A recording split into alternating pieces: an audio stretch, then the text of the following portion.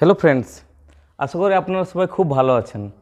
আমি খুব ভালো আছি। আমি রয়েছি মধ্যপ্রদেশে, ইন্দোরে, এবং এখানে আমি একটা স্কুলে জব করছি। তো জব করার সাথে সাথে অনেক জিনিসের অনুভূতি, যে লাইফ এক্সপিরিয়েন্স, সেটা কিন্তু বুঝতে পারছি বা হচ্ছে। তো অ্যাকচুয়ালি আমি শেয়ার করব যে আমি এখানে যে স্কুলে জব করছি, এটা টাইমিং কি আছে, আমি কটার সময় যাই, কটার সময় আসি, বা স্কুলের স্টুডেন্টস কত আছে, আর স্টুডেন্টস মানে সেখানে আমি কি ধরনের উপস্থাপনা করি। এর আগের ভিডিও আমি শেয়ার করছি যে একটা মেথড, যেটা হচ্ছে দ্য কোয়াইট সিগন্যাল। তো ওটা একটা মেথড, যে মেথডটা যদি আমরা সঠিকভাবে ইউটিলাইজ করি, অনেক কিছুই কিন্তু আমরা অ্যাজ এ টিচার হিসাবে আমরা ফিল করতে পারবো যে আজকের ক্লাসের মাধ্যমে স্টুডেন্টসরা অনেক কিছু শিখতে পেরেছে ওই মেথডটার মাধ্যমে। শুধুমাত্র একটা মেথড নয়, আমরা অ্যাজ এ টিচার হিসেবে আমরা অনেক ধরনের মেথড আমরা অ্যাপ্লাই করি। আর ওটা একটা মোস্ট ইম্পর্ট্যান্ট মেথড, যেটা আমি প্রিভিয়াস ভিডিও শেয়ার করেছি।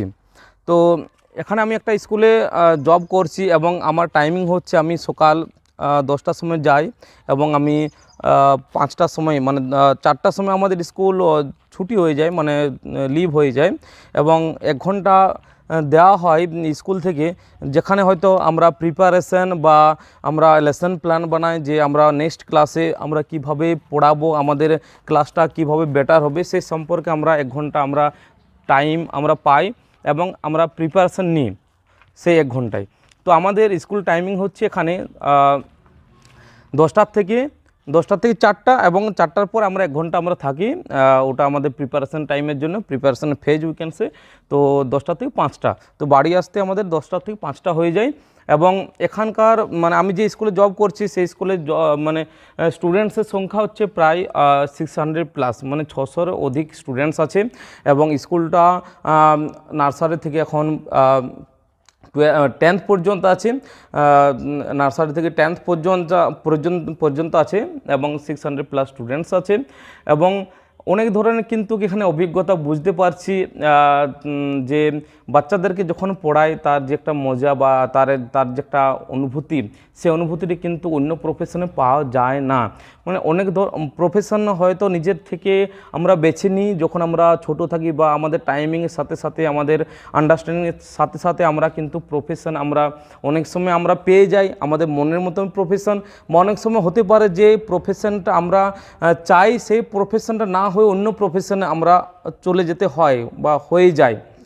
তো বাট কিন্তু আমার লাইফে প্রথম থেকে একটা স্বপ্ন ছিল, যে আমি জব করলে টিচিং জবে ভালো হবে আমার জন্য। এবং আমি চাই, বাট আমি really I like children, and চিলড্রেনকে পড়ানো আমার একটা শখ, hobby we can say also, and this is the skill.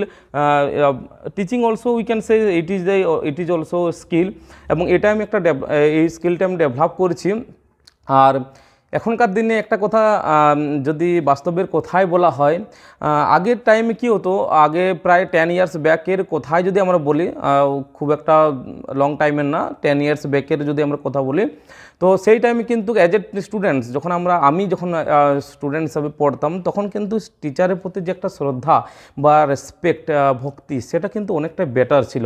তো এখনকার নট এই টাইমে, অ্যাট প্রেজেন্ট টাইমে কিন্তু টিচার প্রতি যে রেসপেক্ট কিন্তু অনেকটাই কম হয়ে আসছে।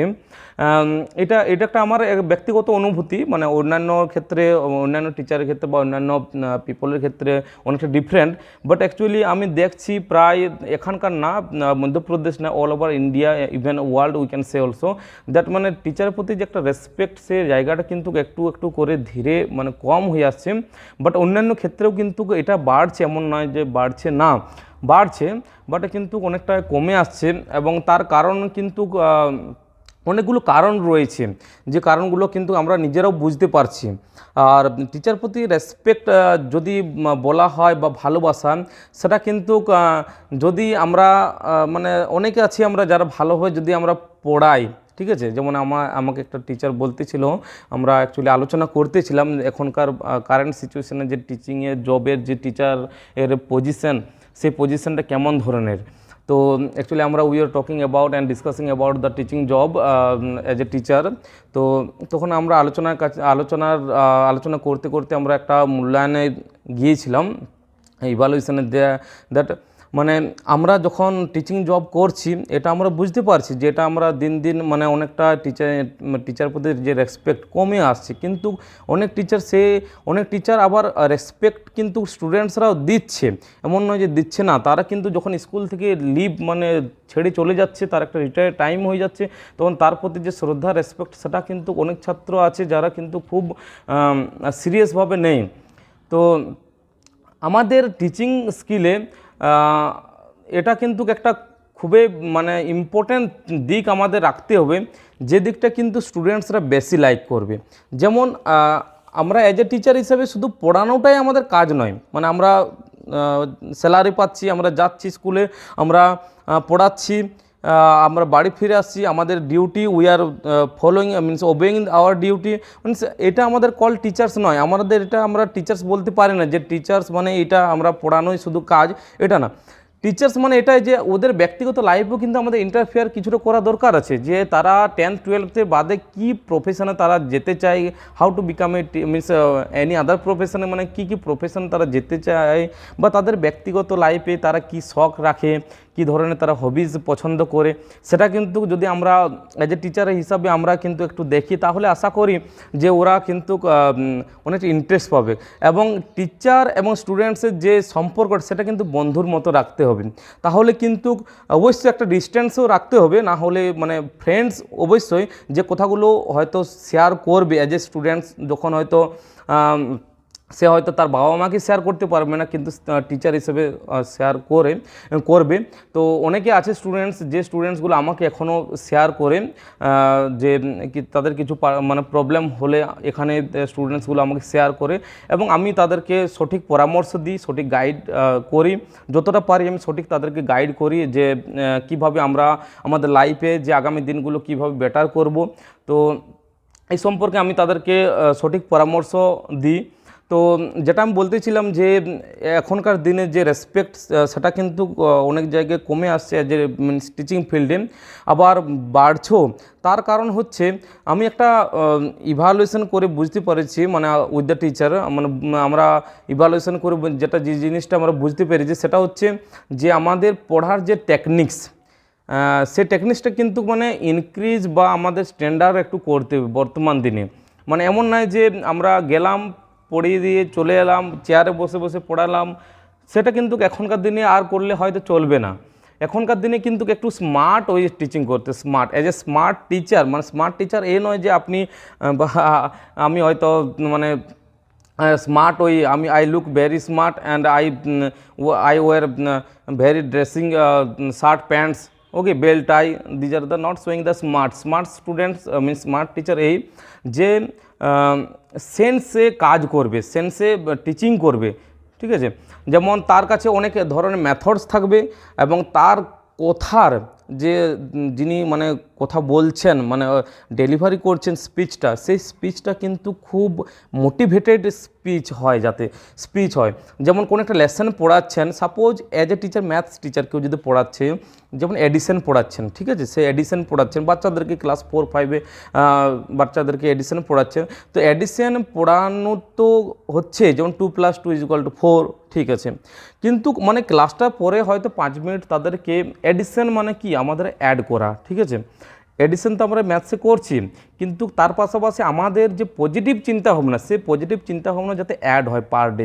তো এটা আমরা হয়তো মোরাল থিমে আমরা রাখতে পারি লাস্টে, যে এইভাবে কিন্তু আমাদের পজিটিভ মানে আমাদের পজিটিভ চিন্তাভাবনা কিন্তু আমাদের অ্যাড করতে আমাদের দৈনন্দিন লাইফে, বা আমরা তাদেরকে গাইড করতে পারি যে আমরা প্রত্যেক দিন কিছু না কিছু শেয়ার করব। মানে আমাদের যে হতে পারে যদি আমরা লাঞ্চ নিয়ে আসি, কেউ যদি লাঞ্চ নিয়ে না আসে তাদেরকে আমরা শেয়ার করব, তাকে আমরা শেয়ার করব, কারো হয়তো পেন্সিল নেই তাকে আমরা শেয়ার করব in the class, okay, outside also.